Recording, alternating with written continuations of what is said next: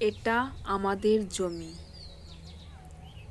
সান্তালিতে নোয়া দ আলেয়া খ্যাত, নোয়া দ আলেয়া খ্যাত। সর্ষে ফুল।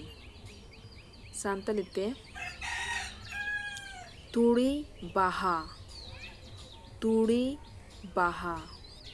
আমরা সর্ষে চাষ করেছি।